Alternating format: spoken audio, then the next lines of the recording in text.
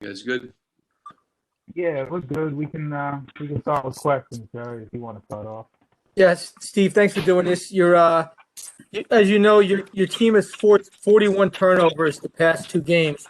And I just was hoping you could give us a little more insight into how you forced that many turnovers and what's the balance, you advise your players on. You're leading the Big Ten in steals. What's the balance between, playing the passing lanes and staying with your man? How does that all work philosophy-wise for you? Well, I mean, first we've been turning the ball over too, so we got to eliminate that on our end. We had been really good taking care of the ball ourselves, so we got to be really focused this next few days on us taking care of the basketball. But I think our defense has been really connected to have 20 turnovers, and I think Northwestern averaged 10 turnovers a game to get them to 20, and then I know Michigan State does a good job taking care of the ball too. So to be able to force that means your guys are active.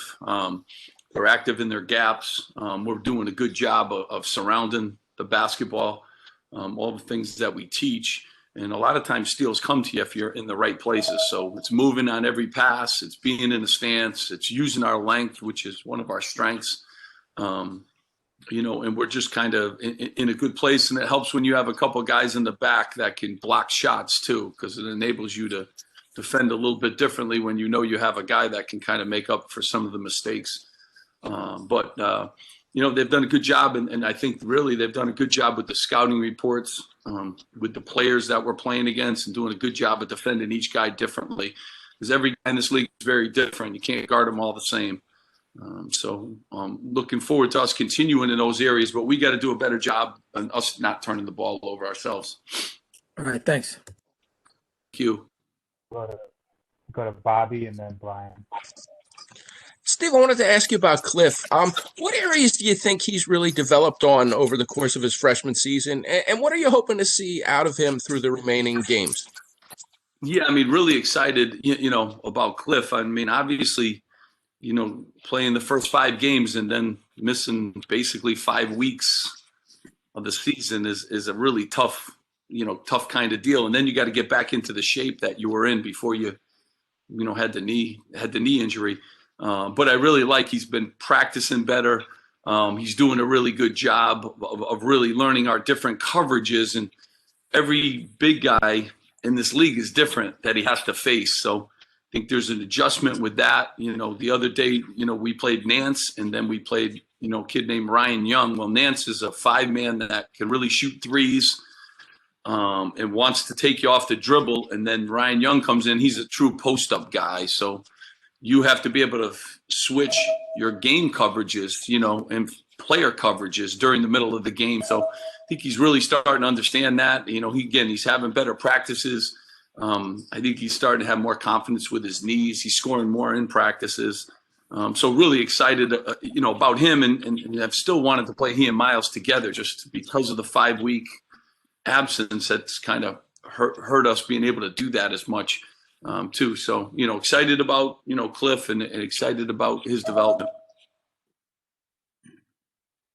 Steve, it seems like over the last couple of games, you guys are mixing the defense up a little more, throwing out more zone possessions, throwing out some more presses. Is that accurate? And if so, I guess what's the philosophy behind that? Yeah, I mean, we're getting to the free throw line more. So that's a big help with us being able to, change up things. I want to continue that. We're not fouling as much. I think that helps us to be able to change up, what we're doing. But, just being connected, it's the same defenses. We still, we've had all those in our package and it's been helping us in some areas. And then it's been hurting us in some other areas too, rebounding the ball wise and stuff like that. So depends on the games we're playing, depends on the opponent we're playing. And every team, in our league is different. So, you got to be prepared and like that we have a whole package in there, depending on who and when and what our foul trouble looks like and all those other things. Those are all factors that go into it. Go to Tom Canavan and then to Ricky. Hey, Steve. I have 2 questions. One is an idiotic one. Why is every time your name coming up here as Michael Larkin when we do a Zoom? Yeah, because Mike's computer, they're actually putting scouts on my computer right now. So Mike keeps me organized, and he keeps me on top of my schedule. So that's why Mike Larkin. And the other one is simpler. I mean, is everything back to normal now that you won two in a row and we're not talking about losing streaks? I mean, it's never normal in this league. You know, we just had a blizzard last night, as you guys know, 100 inches. Someone told me, didn't you know that was coming? And I said, no, we're out in Chicago and we're just trying to win a basketball game in the Big Ten, in a league that's hard to win road games in, you know, so we came home for that. But nothing's normal in COVID. We have our testing here in a few minutes, and I got to go downstairs and make sure, you know, that we're good to go for today's practice. But this year, to say normal, and this year, I would not say that's an accurate accounting of the season, but keep grinding. Appreciate it. Hey, Steve. So you just mentioned the fact that you want to play Cliff and Miles a little bit more together.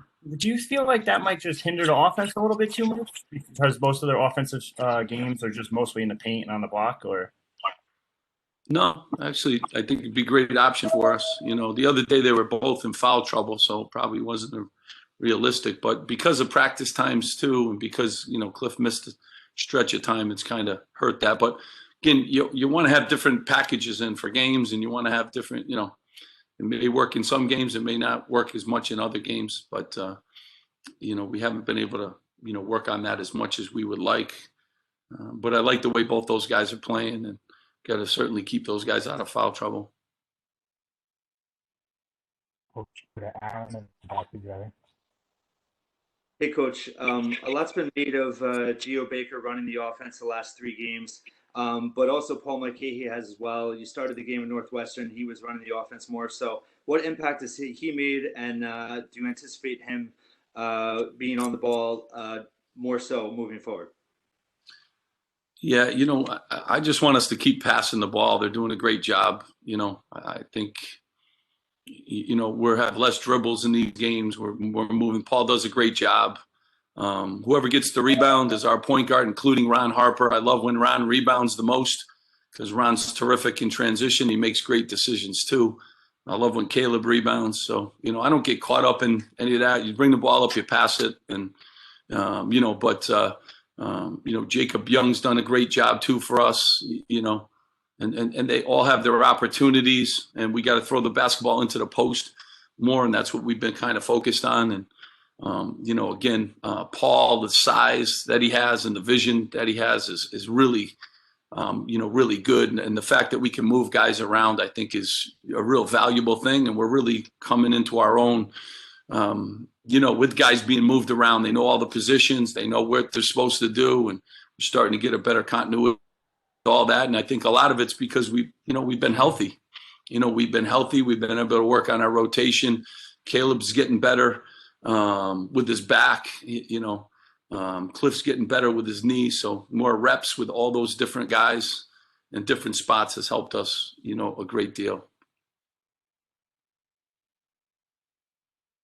Steve, going back to the defense, do you chart deflections, and how significant of a play is that? I mean, yeah. I mean, our length is really, really good, and we've been so active. We call it being active in our gaps, and you know, we've obviously, you know, done a really good job. But part of it's scouting report too, being able to do that. But you know, guys have made a concerted effort in our rebounding. We've out rebounded 3 teams. You know, we were getting out rebounded by a lot in the glass, and our box outs are much better. We've maintained our box outs. We've done a really good job, you know, completing, you know, the possession. We had some 30-second shot clock violations the other day where we got some really good switches. Obviously, we can block shots with our length. But yeah, we emphasize, you know, all those little things that are important on the defensive end. Our rotations have been better. You know, and teams, you know, we held a team yesterday, you know, the other day, Northwestern, to their season low for the year at home. And I think they're averaging 83 points per game at home. So if you really want to look at what they've scored at home, and to hold them to 54 points is like and that's a really good offensive team that scores. They average 75 points. And then obviously Michigan State 37. When you're holding teams in those 50s and in those numbers, it gives you a really good chance. And your guys have to be locked in, and you have to have tips, and you got to get block shots with that. You got to have great rotations. And so, we've emphasized it a great deal. I think our guys have taken it to heart, and we've just been really much, much better, on that end of the floor. And we're playing the same guys. So we haven't changed anything like that. They're all the same guys playing just about the same minutes. So they've just become, a lot more alert and focused on that end of the floor. And it reflects on the rebound in part too. Thanks. Thank you. We'll go to Bobby Darren and then Adam Begoria after him. Steve, you mentioned all the elements you guys have to deal with this year. Has that changed your coaching approach, not the X's and O's, but how you deal with the players on a daily basis? I mean, it's just been such a unique year, and having never lived through any of this, learning a lot, as we go, and the guys, their lives are just, turned upside down. You come to college because you want to experience college life, and that's part of that is socializing, part of that is going to class, part of that is doing projects together, part of that's going to social events together. There's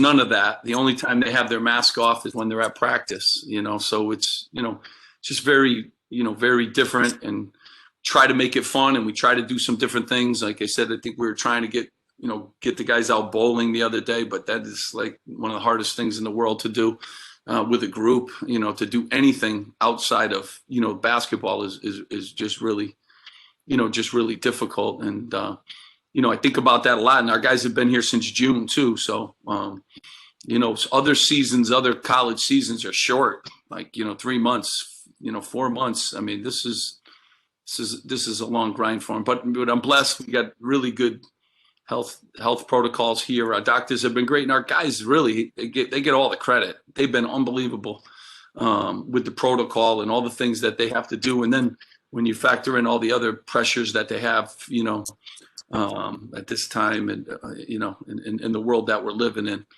just a lot of credit to them, and that they've been able to do that. But we try to watch film independently now. It's just everything's different. Everything takes longer. Everything is separating the team every time we're doing scouts, every time, but we're supposed to be a team all the time. But yet, the only time we can really be together as a group is when they're in the practice.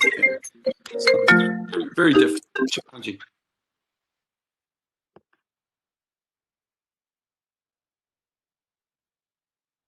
Begoria. Hey, Steve, how you doing? Hope you're doing well. Good. How you doing? Good. Just with Jaden Jones, how is he adjusting in practice? What are the hardest adjustments for him he has to make, and how do you envision maybe using him going forward? He's been great. I mean, I think he's had a total, because we're right in the middle of the season, I mean, maybe 8 practices. So it's really hard. We're kind of in game mode and prep for games, and we're trying to get him to know our baseline, defense, and he's taking classes for the first time. He's lifting weights, all those things. He's a great kid. He works hard. We have 21 out of bounds plays. So when you get thrown into the middle of the season with 21 just out of bounds plays, it's just hard. So he keeps working. He's a great kid. He's going to really help us. He's a big part of our future. Thanks, Steve. Thank you. Go back to Tom Canavan and Ben Ritchie.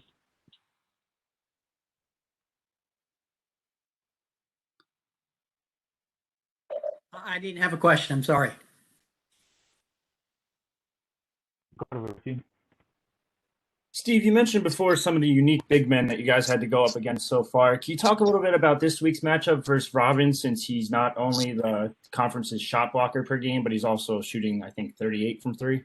Yeah. I mean, here's another big guy now that comes into our league that, 7 feet, 7'1", leading the league in block shots, but can also step away from the basket and really looks good shooting the ball, from deep. And I think the depth of the front courts in this league and the, variety of the big guys, and that they could do a lot of different things. It's just really been unbelievable.